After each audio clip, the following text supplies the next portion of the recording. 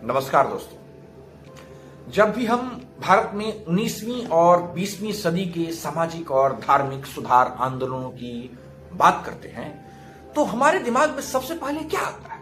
वही ना, बंगाल, राजा राममोहन राय, महाराष्ट्र या पंजाब। लेकिन क्या आपको पता है कि जब भारत में समाज को बदलने की यह लहर चल रही थी तब बिहार सिर्फ एक दर्शक नहीं था, बिहार इस पूरी क्रांति का एक बहुत बड़ा केंद्र भी था। आज के इस वीडियो में हम इतिहास के पन्नों को पलटेंगे और जानेंगे कि कैसे बिहार की धरती पर ब्रह्म समाज, Arya Samaj, Ramakrishna mission, theosophical society और मुस्लिम सुधार संस्थाओं ने मिलकर एक सोए हुए समाज को जगाने का काम किया। तो चलिए आसान शब्दों में इस पूरे इतिहास को डिकोड करते हैं। दोस्तों, शुरुआत करते हैं ब्रह्म समाज से।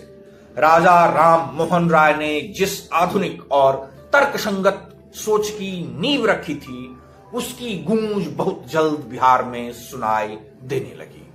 केशव चंद्र सेन, जो ब्रह्म समाज के बड़े नेताओं में से एक थे, उनकी प्रेरणा से बिहार के दो सबसे महत्वपूर्ण शहरों में पटना और गया में ब्रह्म समाज की आधिकारिक शाखाएं स्थापित की गई। इतना ही नहीं, साल 1866 में भागलपुर में डॉक्टर कृष्णानंद घोष ने ब्रह्म समाज की कमान संभाली और वहां इसकी एक मजबूत शाखा बनाई। अब सवाल उठता है कि बिहार में वे कौन से लोग थे जो इस सामाजिक बदलाव के पीछे की असली ताकत थी। अगर हम प्रमुख सुधारकों की बात करें तो प्रकाश चंद्र राय, गुरु प्रकाश सिंह, निवास चंद्र मुखर्जी, हरि सुंदर बोस और महिलाओं के अधिकारों के लिए आवाज उठाने वाली कामिनी देवी जैसे नामों ने बिहार से कुरीतियों के खिलाफ सीधा मोर्चा संभाला। लेकिन दोस्तों, कहानी यहां खत्म नहीं होती है। 19वीं सदी के उत्तरार्ध में एक बड़ा आंदोलन बिहार की तरफ बढ़ा, आर्य समाज। आर्य समाज के संस्थापक स्वामी दयानंद सरस्वती खुद बिहार की यात्रा पर आए। उन्होंने मुंगेर, भागलपुर, पटना और छपरा जैसे शहरों का दौरा किया और दोनों को वैदिक परंपराओं की ओर लौटने को और अंधविश्वास को छोड़ने का संदेश दिया। इस यात्रा का असर इतना जबरदस्त रहा कि 1885 ईस्वी में बिहार के दानापुर में पहला आर्य समाज मंदिर स्थापित किया गया। दानापुर के बाद यह सिलसिला रुका नहीं।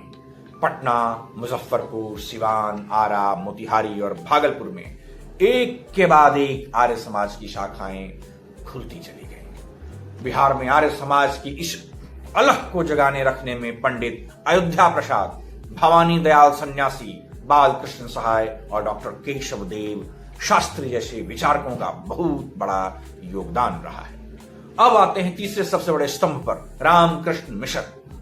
क्या आपको पता है कि स्वामी रामकृष्ण परमहंस खुद 1868 ईस्वी में बिहार आए थे और उनके सबसे प्रिय शिष्य स्वामी विवेकानंद ने 1886, 1890 और फिर 1896 में यानी 3 बार बिहार की यात्रा की। विवेकानंद जी का मानना था कि मानव सेवा ही ईश्वर सेवा है। इसी विचार को जमीन पर उतारने के लिए साल 2020 में जमशेदपुर में, जो उस समय अविभाजित बिहार का हिस्सा था, रामकृष्ण मिशन की पहली शाखा खुली। इसकी ठीक 2 साल बाद 1922 में पटना और देवघर में भी इसकी शाखाएं स्थापित कर दी गई। बिहार में रामकृष्ण मिशन के माध्यम से अस्पताल, स्कूल और सेवा कार्य चलाए जाने लगे, जिसका श्रेय जितेंद्रनाथ मुखर्जी और डॉक्टर राजेश्वर ओझा जैसे निस्वार्थ समाज सेवियों को जाता है। दोस्तों, बिहार में चल रहा था यह सुधार आंदोलन सिर्फ भारत तक सीमित नहीं रहा, इसका एक अंतर्राष्ट्रीय कनेक्शन भी था, थियोसॉफिकल सोसाइटी। साल 1894 में थियोसॉफिकल सोसाइटी के संस्थापक कर्नल ओलकोट और भारत की राजनीति व समाज सुधार में बड़ा नाम रही एनी बेसेंट ने खुद बिहार का दौरा किया। और क्या आपको यह ऐतिहासिक तथ्य पता है? बिहार के पूर्णेंदु नारायण सिंह कोई साधारण व्यक्ति नहीं थे। वे थियोसॉफिकल सोसाइटी ऑफ इंडिया के पूरे 1 दशक तक राष्ट्रीय महासचिव रहे। यह दर्शाता है कि बिहार का बौद्धिक नेतृत्व उस समय राष्ट्रीय स्तर पर कितना मजबूत था। अब बात करते हैं उस अध्याय की जिसके बिना बिहार का यह सामाजिक सुधार का इतिहास अधूरा है। मुस्लिम समाज में हुए सुधार और संगठनात्मक प्रयास। 19वीं सदी के अंत में यानी कि 1890-91 में के दौरान पटना में मौलाना अब्दुल रहीम द्वारा मदरसा इस्लामुल मुस्लिमीन की स्थापना की गई। यह बिहार में मुस्लिम समुदाय को संगठित और शिक्षित करने के उद्देश्य से स्थापित की गई सबसे पहली और ऐतिहासिक संस्थाओं में से एक थी। इसके बाद राष्ट्रीय आंदोलन के दौर में यानी 1917 ईस्वी में मौलाना मोहम्मद सज्जाद ने बिहार में जमीयतुल उलमाए हिंद की प्रांतीय शाखा का गठन किया और सबसे महत्वपूर्ण मोड़ आया साल 1921 में खिलाफत और असहयोग आंदोलन के दौरान। बिहार के मुसलमानों ने सामाजिक, धार्मिक और न्यायिक व्यवस्था को सुचारू रूप से चलाने के लिए इमारत-ए-शरिया नाम की एक ऐतिहासिक संस्था की नींव रखी। इसके संस्थापक श्री मौलाना मोहम्मद सज्जाद ही थे और इनका मुख्यालय पटना के फुलवारी शरीफ में बनाया गया। यह संस्था आज भी बिहार में सामाजिक समरसता और मार्गदर्शन का एक बड़ा केंद्र मानी जाती है। तो दोस्तों, अगर हम इस पूरे इतिहास को समेट कर देखें तो हमें समझ आता है कि बिहार हमेशा से सिर्फ राजनीतिक बदलाव की भूमि नहीं रहा, बल्कि यह वैचारिक, धार्मिक और सामाजिक पुनर्जागरण का भी एक बड़ा केंद्र रहा है।